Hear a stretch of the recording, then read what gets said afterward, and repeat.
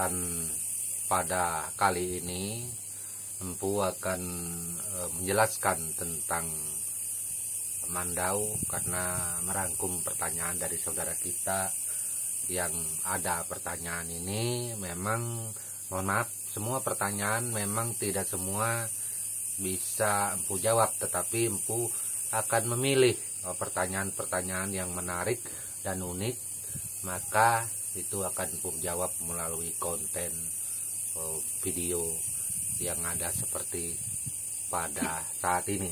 Tetapi sebelum itu kita akan memperlihatkan 3 buah mandau. Tentunya mandau ini cantik, unik, dengan pemaharan yang tentunya cukup bagus juga. Jadi apabila kepingin menanyakan mandau ini, mandau yang ada ini nanti Empu spill di konten ini, silakan nanti lihat di bagian bawah ada nomor WhatsApp atau handphone Empu yang bisa dihubungi untuk menanyakan tentang masalah pemaharan mandau yang ada. Oke, kita melihat mandau yang pertama. Ini mandau yang pertama, ini bisa dilihat tuh, gagah luar biasa tuh, mandaunya gagah, sangat elegan. Tentunya kita melihat bilahnya juga tuh, bilahnya tuh cantik bilahnya. Untuk panjangnya kita akan melihat panjangnya. Untuk panjang bilah ini 49 cm, jadi kita ukur dari ujung sini sampai di sini nih 49 cm. Nah, ini panjang bilah. Nah, ini untuk mandau yang ada ini.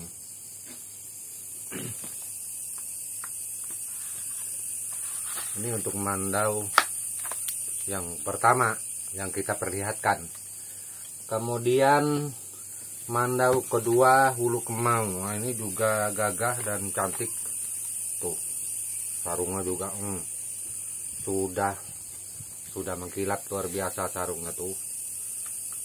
Nah, ini tuh.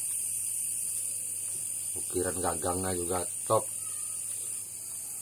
Nah, ini tuh, mungkin pengaruh pencahayaan tuh, ukirannya bisa dilihat. Nah, gagah sekali tuh mandaunya.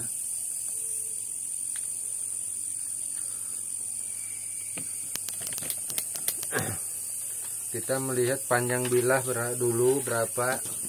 Nah, bilahnya juga ada ukiran tuh bagian atas. Nah, tuh. Ini panjang bilah kita ukur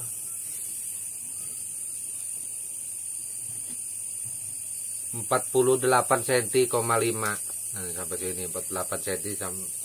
Nah, jadi ngukur bilah bukan dari ujung bilah sampai ke ujung sini, ke ujung gagang, enggak.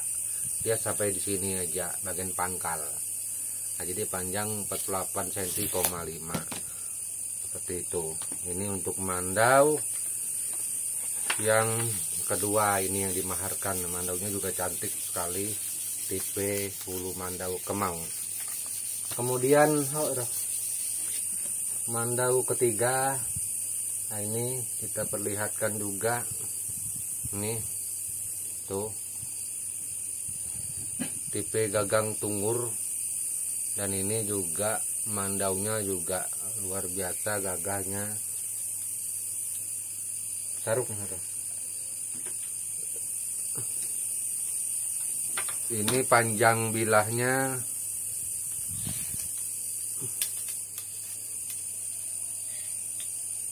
55 cm. Ini panjangnya 55 cm. Panjang sekali jadi dari sini sampai ke sini di ukuran. Bukan dari ujung sini sampai ke ujung sini, enggak seperti itu, ngukurnya beda. Nah, itu. Sarungnya kita melihat sarung seperti apa. Nih, sarungnya tuh. Sarungnya gagah sekali. Nah, tuh. ini ulu tunggur. Nah, 3 mandau yang top ini, yang aku katakan top, nah ini dimaharkan dan mandau ini ready.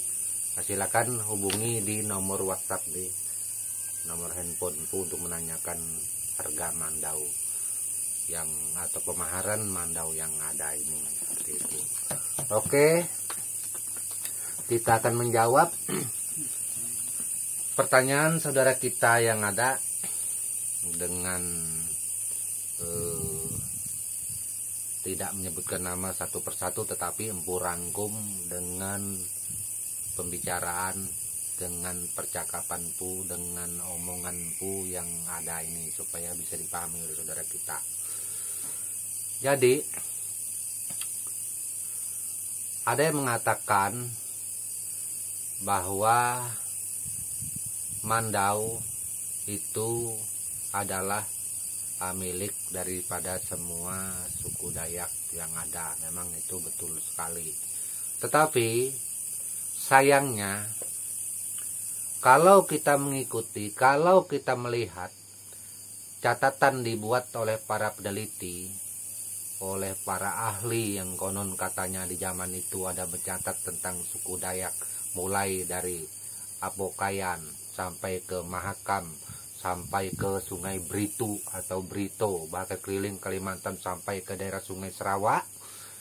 Tetapi untuk catatan mandau, maupun itu dikarang oleh Belanda, peneliti Belanda, Prancis, Inggris maupun Amerika, bahkan yang lainnya, itu tidak ada mencatat tentang mandau suku Dayak Benua. Tidak ada. Coba aja buka ulasan tentang mandau Dayak Benua, nggak ada. Justru satu pun mandau Dayak Benua tidak ada yang tampil di dalam buku tersebut. Kenapa demikian, Bu? Nggak tahu. Nah, itu tergantung daripada ahli, karena empu bukan para ahli. Nah, ini yang mengakibatkan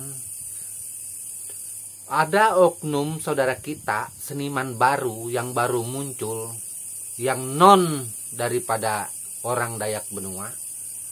Nah, ketika merasa ada ukiran dari suku Dayak Benua yang mirip dengan sukunya, yang mirip dengan budayanya, seninya, maka mengklaim bahwa empu meniru ukiran suku kami.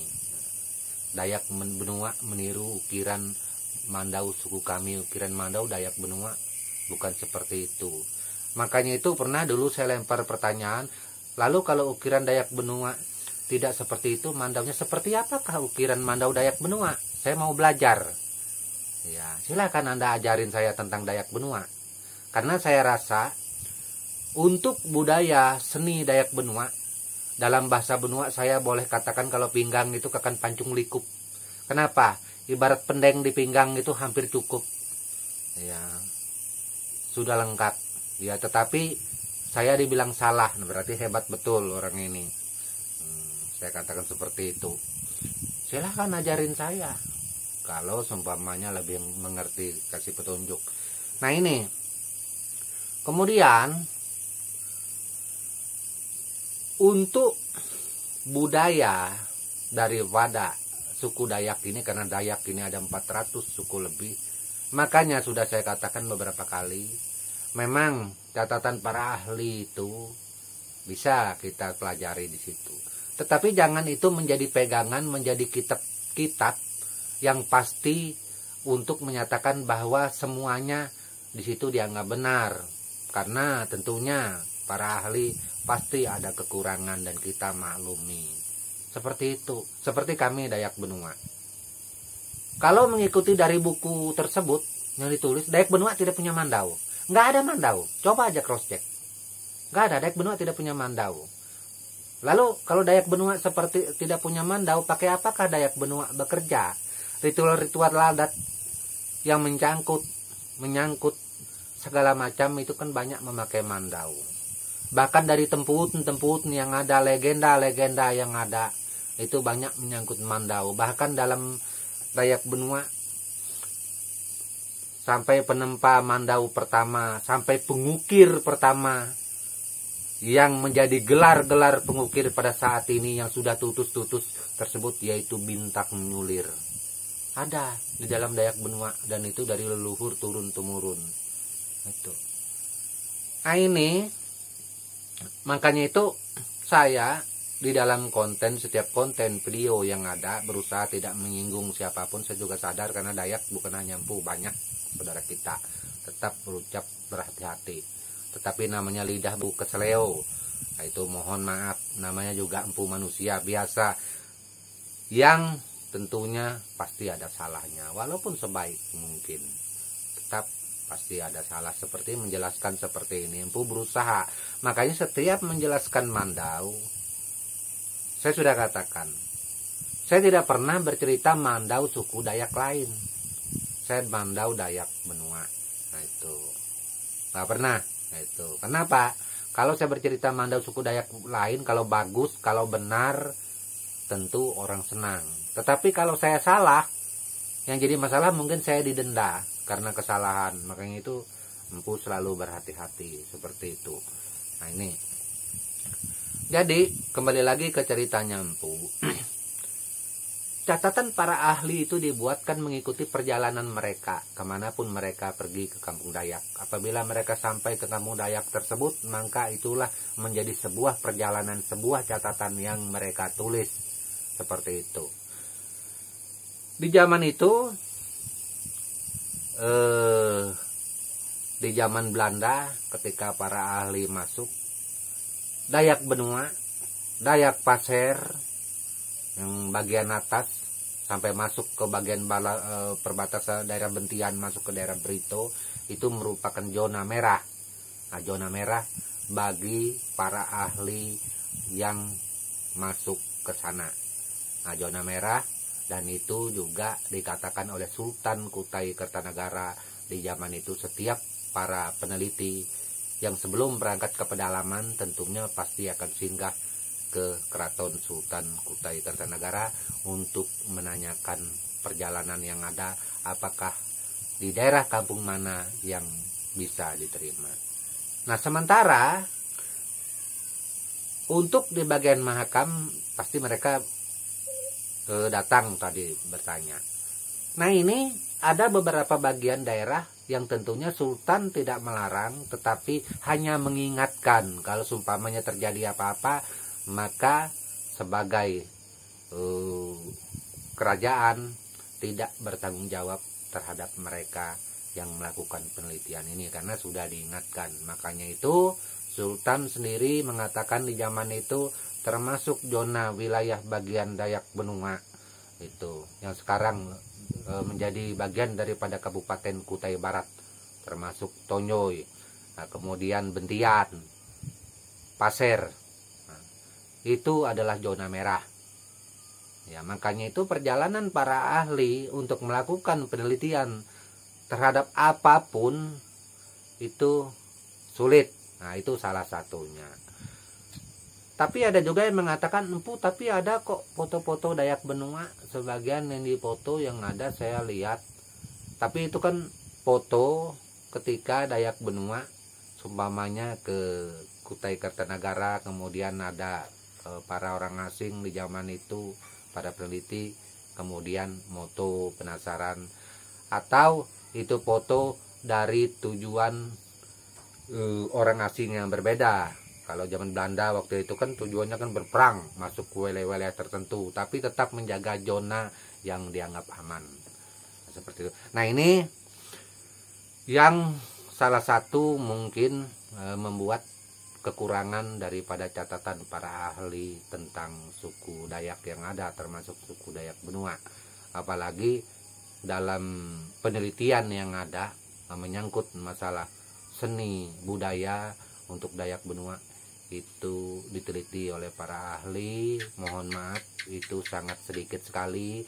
Jadi informasi mengenai seni Dayak Benua, Mandau dan lain-lainnya, makanya saudara kita pada saat ini kekurangan info, ya, kekurangan informasi, kekurangan pengetahuan yang ada. Makanya banyak saudara kita yang tersorot kepada kontennya Bu Gelol yang ada ini. Terima kasih. Itu semoga saja channel Empu akan tetap menjadi channel yang terbaik. Tentunya tidak lupa mengulas masalah Mandau dengan tidak menyinggung saudara lainnya di Pulau Borneo ini, di Pulau Kalimantan ini yang ada tentunya. Oke, itu. Jadi untuk masalah Mandau ini kita boleh bercerita seperti saya Empu Gelol bercerita tentang Mandau Dayak Benua, tetapi saya tidak boleh mengklaim itu Mandau dari budaya suku kami. Itu ukiran Mandau seluruhnya dari suku kami. Karena kenapa? Ukiran Mandau yang ada ini seluruh Kalimantan mirip.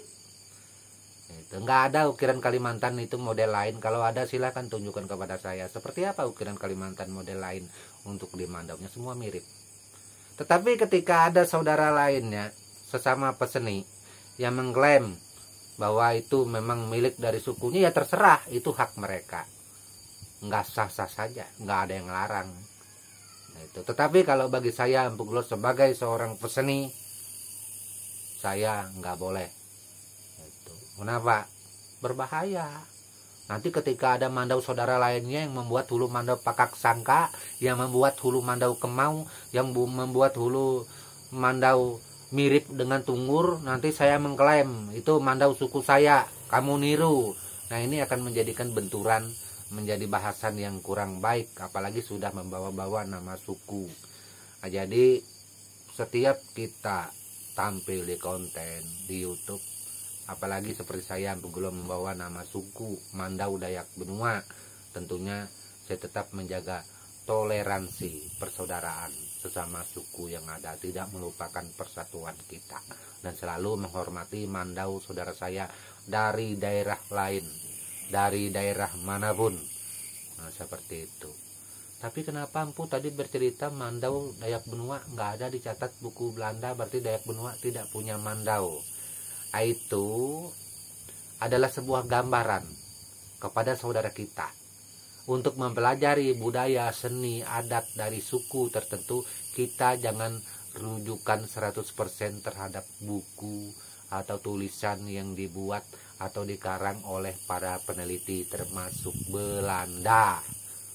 Itu kenapa?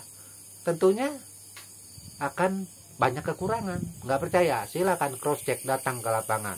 Kita ke lapangan itu kita yang benar, tanyakan para ahlinya, para peseninya, para pengukirnya, para pengewaranya, para pembeliannya, tanya kepala adatnya langsung. Baru itu kemungkinan akan akurat 100%. Tanya para penguara, tanya kepada penyentangi. Itu. Nah, ini maka akan ditemukan sebuah ulasan, sebuah catatan yang dipastikan 100% akurat, seperti itu. Oke, mungkin hanya itu sedikit jawaban yang saya berikan kepada saudara kita atas rangkuman pertanyaan yang ada. Semoga saja ini bermanfaat dan berguna untuk semua saudara kita, terutama yang baru mengikuti masalah Mandau Tempilan Dayak Benua. Akhir kata saya ucapkan salam budaya, tabe selalu untuk kita semua. Tak lupa juga Empu mengucapkan, karena ini lama Empu nggak pernah mengucapkan, ada protes kemarin. Oke, Empu ucapkan karena ini adalah bahasa penyampaian persatuan kita Dayak secara diakui secara nasional bagi kita suku Dayak keseluruhan. Itu yaitu Adil Katalino, Bacuramin Kasaruga, Bas Sengat Kajubata. Harus.